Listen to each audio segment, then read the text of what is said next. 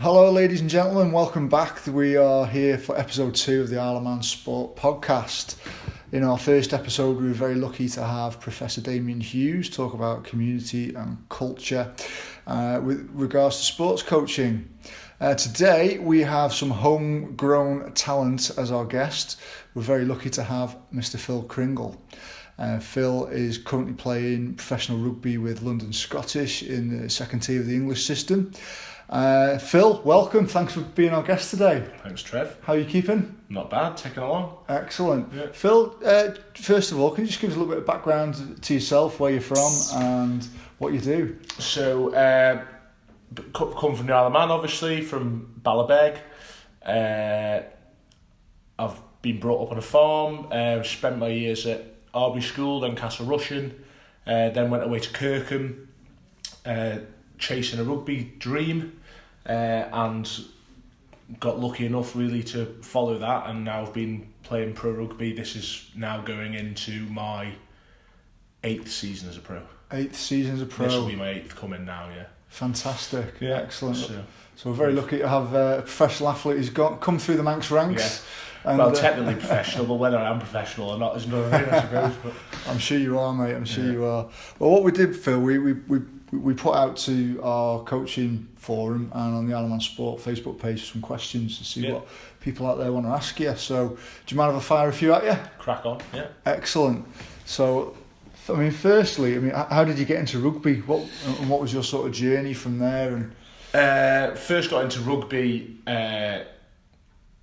Got into it, pushed into it. I suppose my old man was big into local rugby, captain Vagabonds when Vagabonds were the team sort of thing back in the day, and Isle of Man Rugby when they were a team, and he's probably one of the biggest rugby fanatics I've ever met. Like still looks at CFAX and checks constantly, all that sort of stuff. Like he knows stuff about London Scottish and the rest of the rugby community well before I do, so he's dead keen on it. So since the age of about, I'd say, I think juniors started when I was sort of 6 or 7, but probably from about 4 years old myself and a guy called Jack Wollstonecroft as well. We were down there like playing with the years above us because our parents wanted us to get stuck in, so it was pretty baptism of fire really. You just get stuck in with the older boys and see if you can hold your own. Started there and then played rugby, but played every sport under the sun, to be honest with you. Played rugby, played rugby for I think every team on the Isle of Man I've played for, apart from Vikings at some point. Right, really? The junior age groups. Yeah, I was. I got around a bit in the rugby community when I was a junior, just because I'd go and stay with my family up north and play for Ramsey, or I'd down south I'd train with Nomads, but then I wanted more rugby, so I'd play for Douglas, Vaggers, literally everyone. But at the same time I was big into just sport in general, so I'd be doing Colby football, I'd be doing Castletown cricket, literally just any sport under the sun, give it a go, which I think is a massive thing for young kids coming through, is to keep your options open as long as possible, and it's good for most of the skills are all come across in different sports anyway. And then really started taking it seriously, I would say, sort of probably 14ish. I think that I got into county just before that, but I think I had a pretty serious conversation when I was 14, 15 with one of the coaches, and they were like, look, if you're serious about this, you're going to have to come and play a higher standard rugby week in, week out. So I think I was probably 14, 15 where it was like, right, okay, started looking at options for what to do for sixth form and stuff, and that's how Kirkham came about. And then once you're in that environment, everyone's taking it seriously, really. So you're in the right place then. Right. So when was your brain ticking over, thinking, yeah, I can make a go of this as a professional? When did that sort of thought enter your head? It was always my dream. My uncle actually sent me a really funny video for when I was younger, like going round the family and whatever, all the young kids or whatever, being like, oh, what do you want to be when you're older? And my sister's there, ballet dancer, all that sort of stuff. And I was like, I'm going to be a rugby player, then I'm going to be a farmer. Like literally, had it in my head, and like unbelievably lucky that it's actually worked out that I'm currently a rugby player and I will be a farmer when I finish rugby. So it's like I'm really, I mean, I know obviously no one's ever happy. Like, I'm not happy with where I am. I want to be pushing harder. But I suppose really if I'm to be blunt about it, I'm very fortunate that I'm getting to follow my dream. But yeah, I think about really, even when I was at Kirkham, like my first year at Kirkham, I didn't make the first team. Well, I did make the first team, but on the bench, and then got a few injuries toward the end of the season. Started playing number 8 for them, stuff like that. So even then, you're not sure. Second year, I played a lot, was involved in county rugby still, bit of Sale Shark stuff and Scottish Exiles. But even then, like, there's so many still. We're isolated a little bit here, but you realise when you go to the UK, like, how many players there are wanting to be in those setups, and even then you get into the setup and you realise how many players there are in the setup. Like, there's so much going on. So it really wasn't until I went away to a FIRA tournament, under 18s with Scotland, went away to that, played a minute of the first game, started at tight end, played the first game, did my knee. Crikey. I was 18 maybe, just, or 17. Did my knee, so I was like, right, okay, come back home, looking maybe agriculture, uni, stuff like that. Wasn't really crossing my mind, because I was like, that's kind of, you missed the jump a bit, and if it's going to happen, it's going to happen a lot later down the line now. But somehow I landed a contract. So how did you deal with that sort of setback at the time and that injury? I mean, it's quite a big thing. It's such a formative time in your development, and where it can be quite make or break in professional sport. Where was your head at, and how did you manage that? To be fair, I mean, I've always been very professional. I think, to be fair, that's come from the likes of yourself and Andy and stuff, like, from being in here from such a young age. Like, I was fortunate enough to be, as you know, supported by Sport Aid and the Isle of Man, basically, since I was very young. So I think you understand the professional side of it. So already I had in my head, like, right, I just need to get back in the gym. But I think mentally I didn't think that I was going to make it as a pro. But even though I had a bad knee, I knew that if I'm not going to be a rugby player, I'm going to have to farm for the rest of my life. So I knew I had to get that knee fixed either way. So you kind of just, a lot of it, like, I know you talk a lot about the mental side of it, but a lot of these sort of things, you just have to get in your head, just get on with it, and crack on. Like, there's nothing you can do about it, just crack on with it. So I think, just a case of, I mean, I was relatively lucky, actually, because I popped my knee in and out. It was a pretty horrible video. I have got it somewhere, but they were like, don't look at that, but I couldn't, obviously you can't help yourself. So I popped it in and out, but luckily I was so weak at the time that I didn't do any damage. If I was a bit stronger, then it would have ruptured everything, but really, because I was so weak at the time, I got away with it. So lucky man. Usually it's the other way, isn't it? People would often say that when you're stronger, you're more resilient to an injury. Probably more resilient to getting them gone, but because I was so weak, when it did go, it didn't do too much damage. Whereas if you'd have real strong ACLs, MCLs, all that sort of stuff, then obviously it would have popped them all out. Right, crikey. I wouldn't like to touch wood. I don't do it now. So you got off lightly. Well, that's good, because I mean, it's interesting to see, because that can be, those moments can be quite detrimental to some people psychologically, can't they, when you get a big injury, and dealing with a setback can be difficult and hard.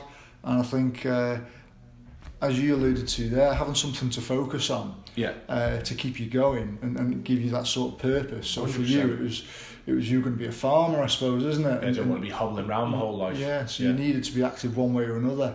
I think as well, if you're serious, if you're serious about getting to a higher level, this is part and parcel of it, and it's not just the injury factor. It's not selected and stuff.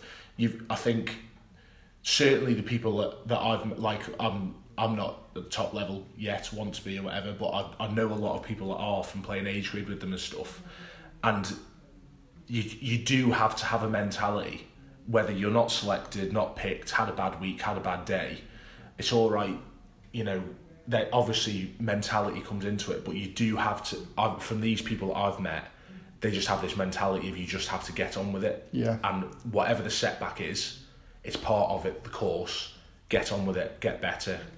You kind of just have to be able to do that. And if you can't cope with that sort of stuff, then probably you're doing the wrong thing anyway. So you learn a lot from injuries, like about other, like seeing other people injured or whatever, and the way people react to them and stuff.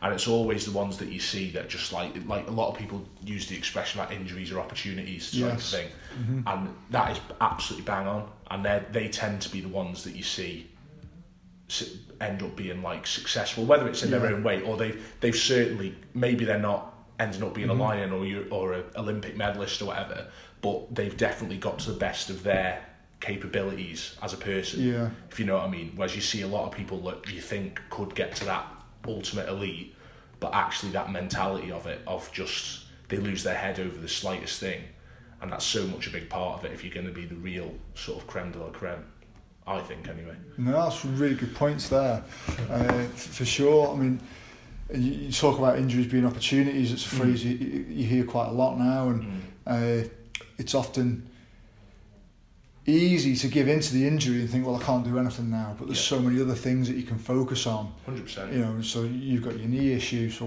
well, you've got another leg you can keep strong. You've got the rest of your body you can work on. Yeah. There's a lot of mental skills you can be developing. Yeah. There's technical and tactical things you can be working on with the team as well. Yeah. So bang on, yeah. So there's always, I think a chance. It's probably easier with a team sport because you've got, obviously, even though I was injured, you still have all your mates around you. I have no idea.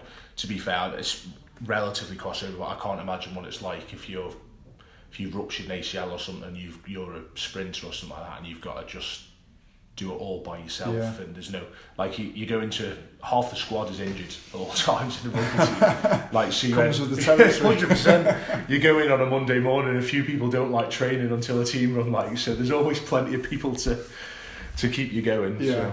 So, interesting, because it brings me back to you talk about individual sports as well, so like athletics. I think it was Steve Backley, he had a really bad leg injury, javelin thrower, and I believe he couldn't train full tilt up to a major competition because of this really bad injury.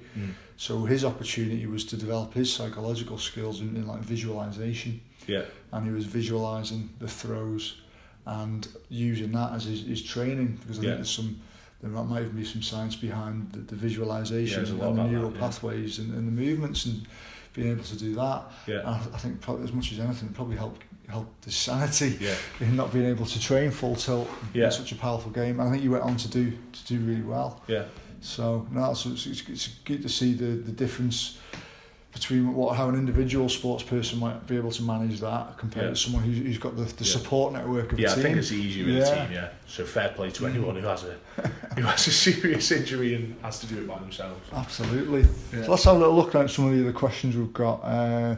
We've got one from Paul Keller, which was really good, and his one was...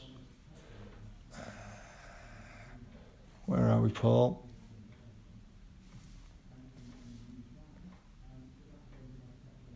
Here we go.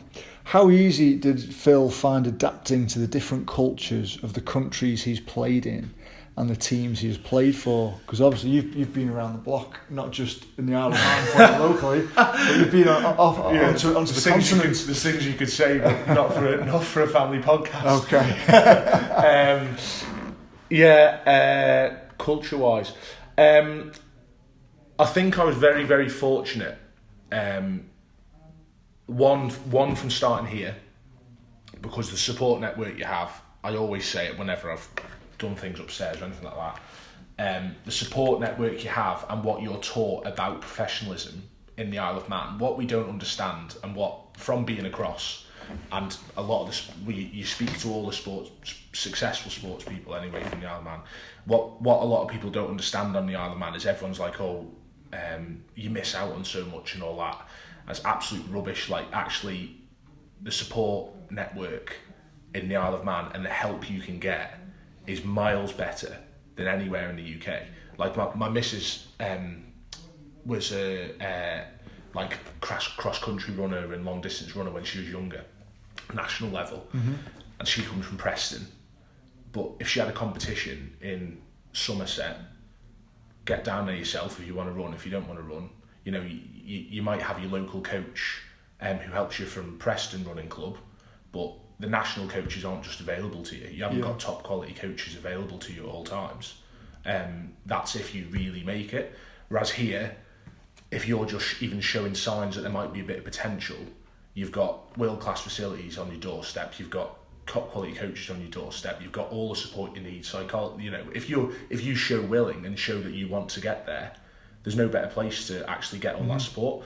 So I think culture-wise, you already learn from a young age about being professional on the island if you're serious about taking... obviously, there's going to be club players, whatever, but if you're serious about being high-end professional, then the support network's there, and you're taught quite young all about nutrition, psychology, S&C, the full work. So you already have a good kickstart anyway.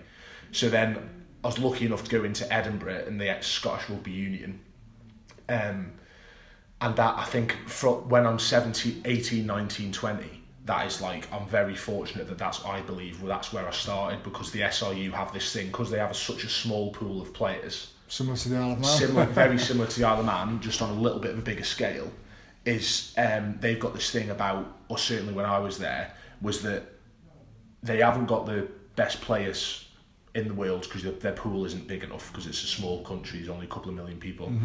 So they have to be stronger than everyone else, faster than everyone else, mentally stronger than everyone else. All these little things, what people call them, I can't remember the word we use for it now, I've gone blank. But the stuff that takes absolutely zero talent, it's just a case of working hard and getting on with it. It's not your natural skill ability. You have to be better than everyone else at that sort of stuff. So culturally wise, I was kind of put into that environment at almost like the perfect age, really, because 19, 20 is when you're soaking as much as you can in. So then when I went to France, the culture's obviously completely different. The language was a struggle to start off with. But luckily I'm not too shy, so I just kind of was like, we baguette and all this sort of stuff, whatever it takes, and just threw myself into it.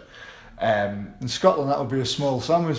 Something like that, but you kind of throw yourself into it. And although the culture out there is so different in that there's a lot more money, but actually it's nowhere near as professional as Britain. Really? In that, they've got privatised money coming in because it's such a big country, blah blah blah. But actually, if you look at the coaching, the way professionals act over there, it's completely different. Like when I was there, we had lunch provided at the club, so you go in between the sessions, and you'd have your pasta and meat or whatever. But there's a glass of red wine on the table, and everyone's having a glass of red wine. We've got training in an hour. Do you know what I mean? And then it's just absolutely. There's cheese at the end of everything. At the end of every meal, they'd have a bit of brie. It's just is this actually for real? Some of these boys are on very good money, performing at a very good level. And it's so culturally, but as that sort of stuff. There's even boys smoking and stuff like that. Crazy. So there's no performance nutrition sort of support. I think it's started coming now, but they were even... when I was involved or whatever, they would ask the foreign players. That's why France bring in a lot of foreign players. Yes, because they're quality players, but also because they want to... The good teams want to know how these outside people are doing it.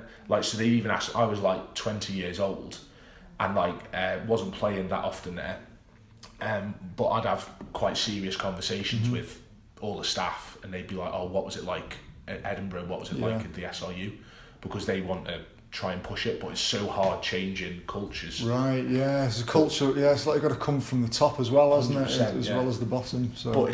But I think luckily I had, culturally wise, I'd been taught from here, SRU, so even though there was all this stuff available, I knew in my head, if I want to get to the next level, I can't just slip into smashing all the croissants or whatever for breakfast and all that sort of stuff. I actually have to, buy into the culture and learn the language, and, if you're going out, you enjoy yourselves with the players and whatever, but with regards to your sport, I knew from all the other stuff. I think if I'd have started my career in France, it might have been a completely different story. But so no, it's really good that you've been able to sort of be diligent in keeping those key behaviours when you've moved around to different places, really, because it's quite easy sometimes to just fit in with what everyone else is doing around you in that environment, isn't it? Yeah. So that's sort of testament to your character and your determination to be the best version of yourself you can be. But I do think like I'm a massive. I should be getting paid by the government for the promotion I do for the Isle of Man. I'm a massive advocate of the Isle of Man, and I do think that we're very fortunate. Yeah. Like they don't even realise it. We don't even realise how fortunate we are, because you are all the coaches in the Isle of Man, because we've got such a small pool, that they are, in general, obviously you've got your elite coaches once you get to the top level, but your grassroots coaches that people are dealing with are in general better than the grassroots, I think. And so you are taught from a young age, if you're got an aspiration to be a pro, you get all the support, and before you even hit this professional environment, you've got a rough idea of what the sort of little details, which are the big things by then, because you're obviously a good enough player if you've been picked, but it's the nutrition, you've got a rough idea because you've had to talk about that already. Psychology, you already know, you've already overcome a massive barrier in a stretch of water. You already know mentally that you have to put in that work and make that effort to get there. So I do think culture, I'm assuming he means by culture sport culture, I don't know, maybe he just meant how many glasses of red wine did I drink when I was out there, but culturally wise within sport, I think we've got a bit, if you can get from the Isle of Man to that first level, you're already probably a bit of a step ahead. No, I mean you hit the nail on the head, really. I think Paul's questions definitely come probably off the back of last week's sports lecture with Damien Hughes, who's an expert in cultural change, and some of the things that Damien was coming out with was looking at, well, what are your sort of key behaviours that are really crucial to your organisation for them to be successful and to function how you feel you need it to. Yeah. So I mean, I suppose that could be a little lead-on question to you, Phil. What are your sort of, if you have like 3 key behaviours that you think are essential to being a successful athlete and being the best version of yourself you can be, what would you say they are for yourself? As in, what are mine personally, or what do I think? Personally, or what? Personally, 100% is work rate. For me personally, I genuinely believe I wasn't at my age group. I was not the best rugby player on the Isle of Man. I don't think. Right. Some people might say, but that's probably because I got to where I am. But actually, probably I wasn't. But I've probably worked a lot harder than all the other players from the Isle of Man thus far. Some of these kids coming through will overtake me by a mile, hopefully. Anyway, so that it's those sort of things that people don't notice. You've got to be doing them because everyone else is as well. Yeah. All the best ones are. So that's definitely mine. Hard work. I suppose. Well, that is literally my mantra, really. Like we obviously you get stats once you get to this level, and like even if I've had a horrific game, scrum's gone bad, which obviously for props horrific, or I dropped a ball or missed a tackle or something like that. Yeah. I'll feel like I get pretty caught up on that sort of stuff, which I know probably psychologically they'll tell you park or whatever, but I do get a bit stressed over it, as most people do once you get to that level. But pretty much I can always guarantee that I'll look at the stats the next morning and I'll be high on the stat sheet 100% up the top somewhere. So that's my personal big thing. I think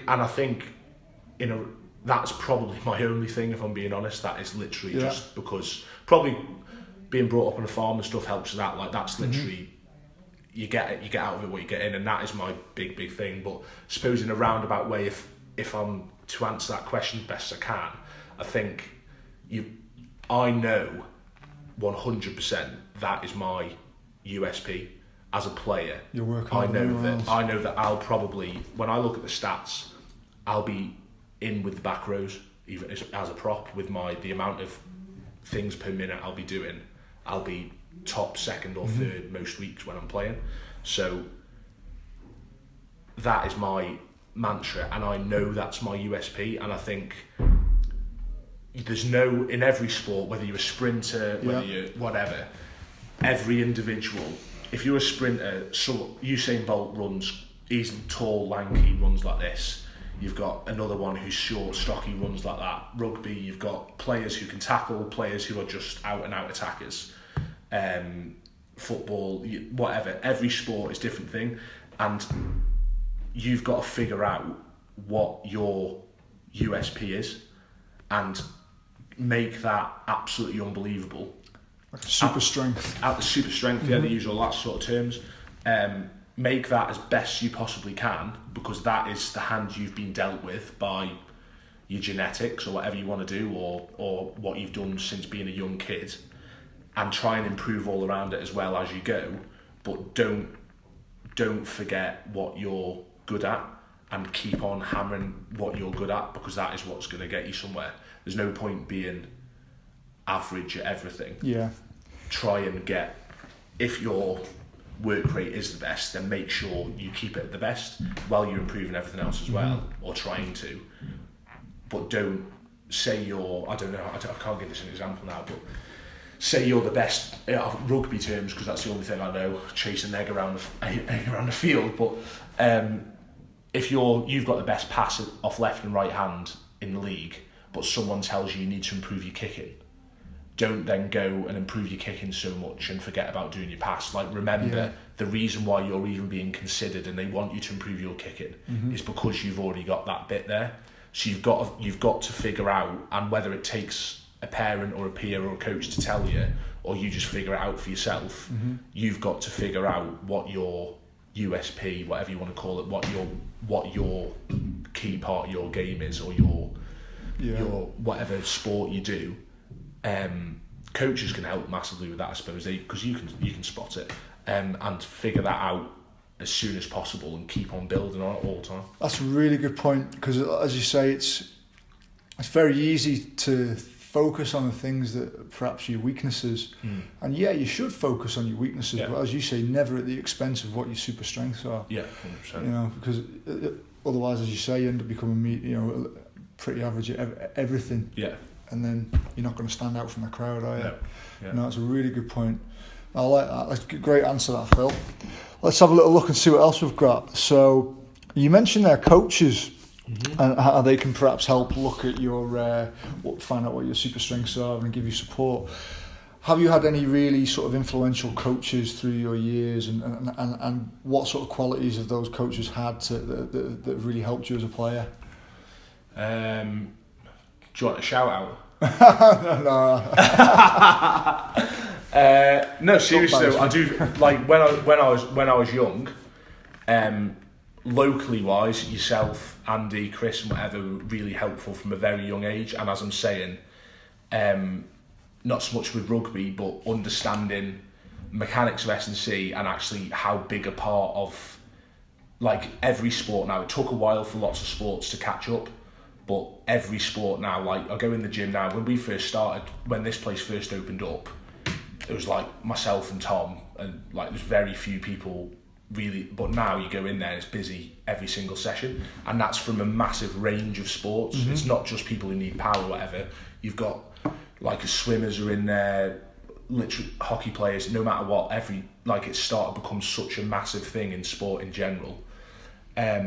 So you guys obviously help with that. I think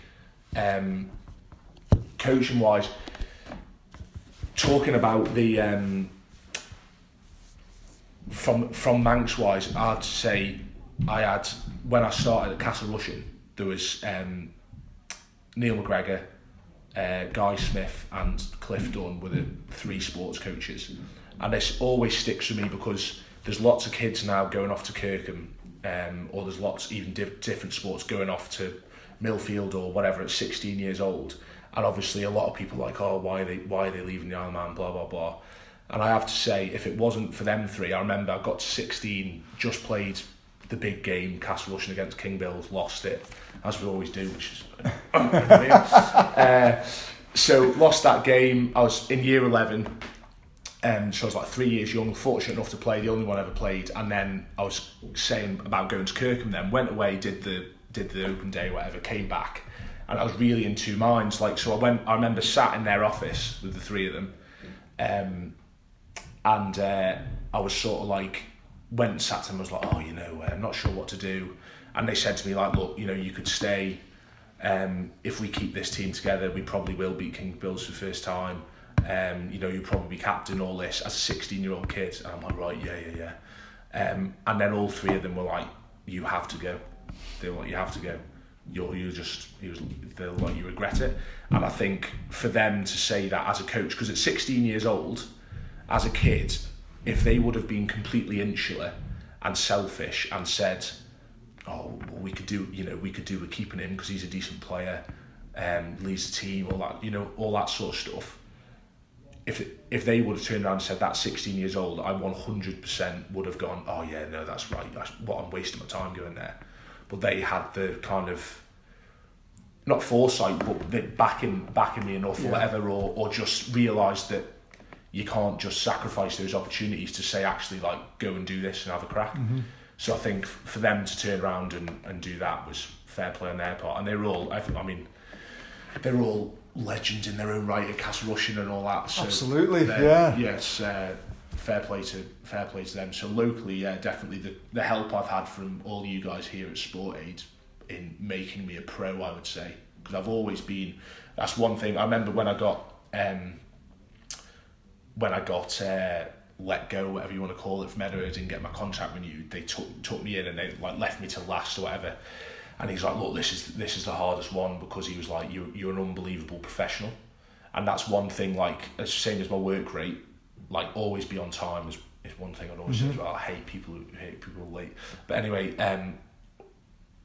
work rate and being a pro, and that's one thing they said to me is like, look, like you're an unbelievable professional, and that's one thing you never want to be caught out and sacked or whatever for being something that's controllable. So if you're sacked and they say you haven't been good enough pro, or you're not trying hard enough, then that should be a real kick in the nads. Do you know what I mean? Because something you can control.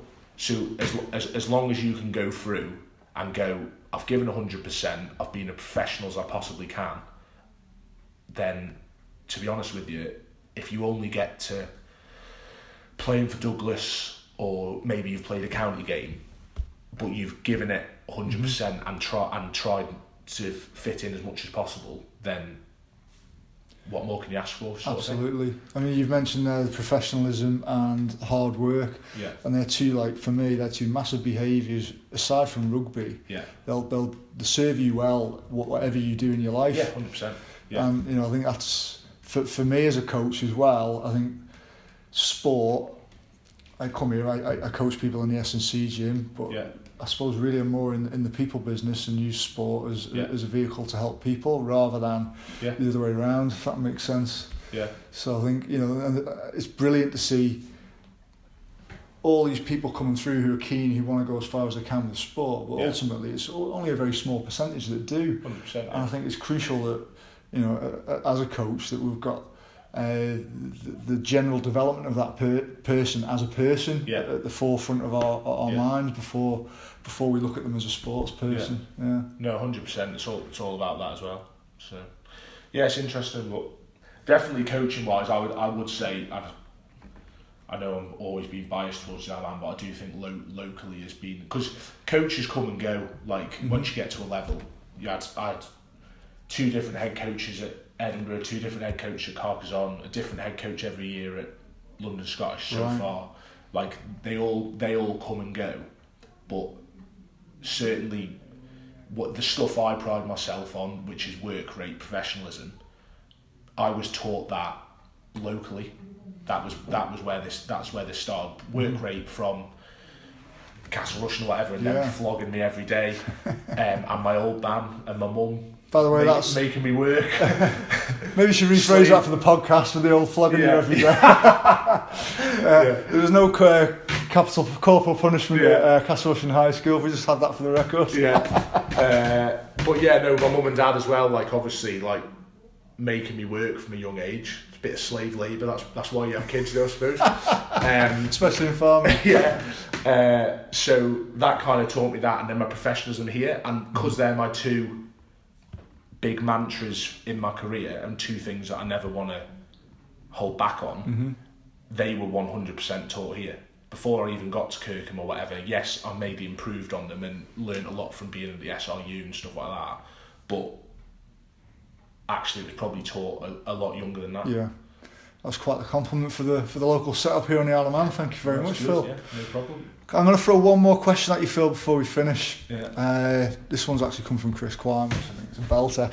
I've heard it used in other interviews before as well, but I suppose, what advice would the 25-year-old Phil give to the 15-year-old Phil? Probably relax a little bit.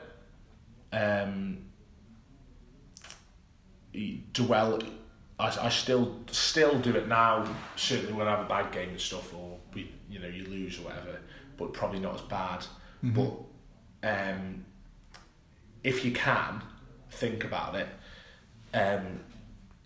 take a step back from where you are and look at it from a wider perspective. If you've not hit a PB or something like that, fine, but take a step back and look where you were 5 months ago.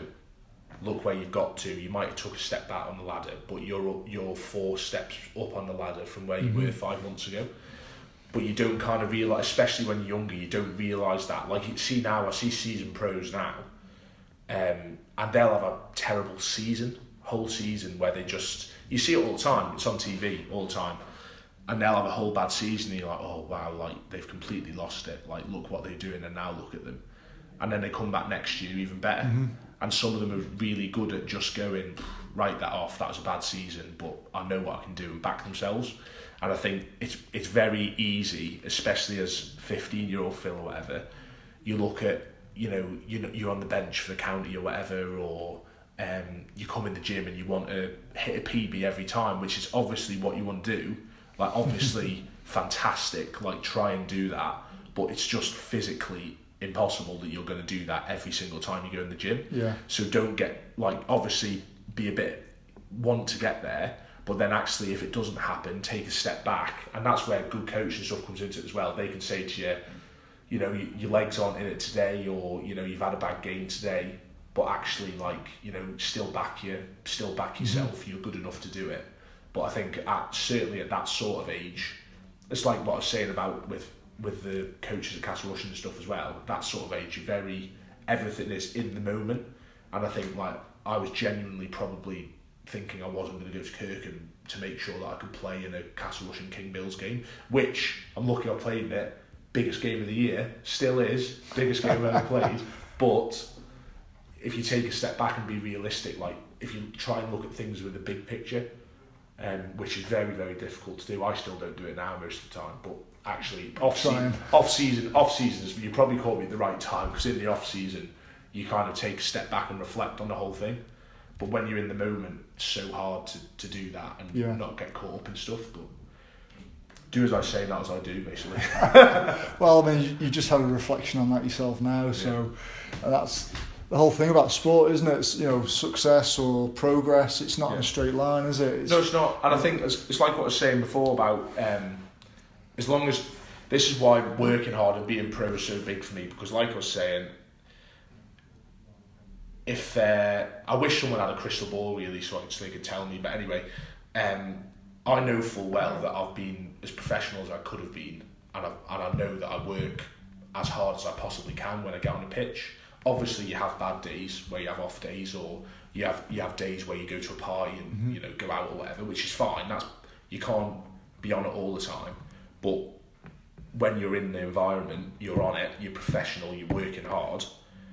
Then if someone was to turn around to me tomorrow and say, Phil, you've reached the top of your career, championship rugby, this is as high as you're ever going to get, brilliant.